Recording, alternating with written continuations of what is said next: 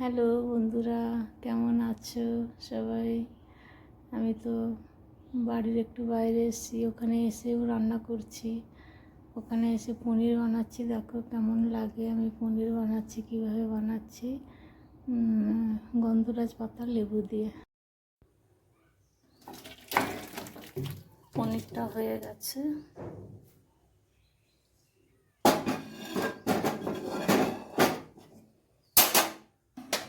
ছোট্ট জায়গা তো ঢালতে অসুবিধা হচ্ছে। এর উপরে পাতা দিয়ে দেবো, গন্ধটা আসবে সুন্দর।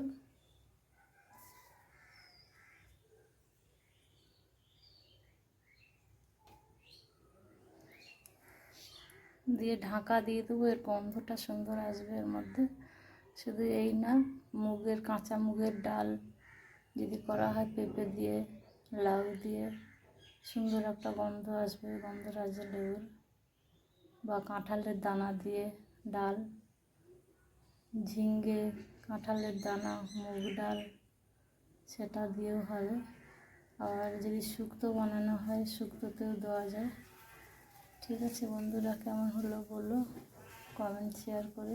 ছোট্ট ছোট্ট উপহার।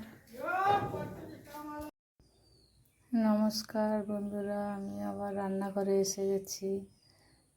এটা কলকাতায় নয়, এটা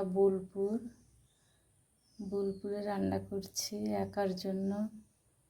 পনির কেটে নিয়েছি, আলু সেদ্ধ করে নিয়েছি, পেঁয়াজ কেটে নিয়েছি, রসুন আদা কিছু দেবো না, মিষ্টি দই দিয়ে, শুকনো লঙ্কা, হলুদ দিয়েছি, এতে আর কিছু মশলা দেবো না। দেখো কী করে বানাচ্ছি। তেল গরম হয়ে গেছে, আগে পেঁয়াজ দেবো,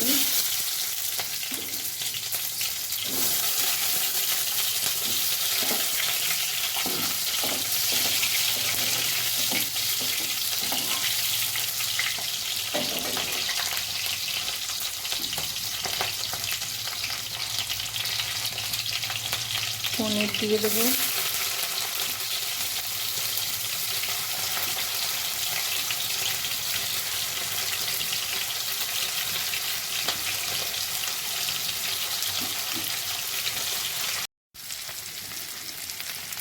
ধুয়েছি, একটু নুন দিয়ে দেবো,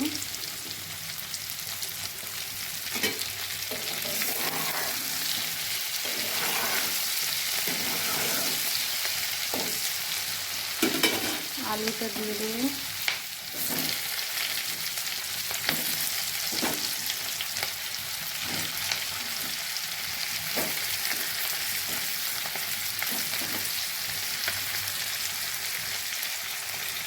হয়ে গেছে ভাজা।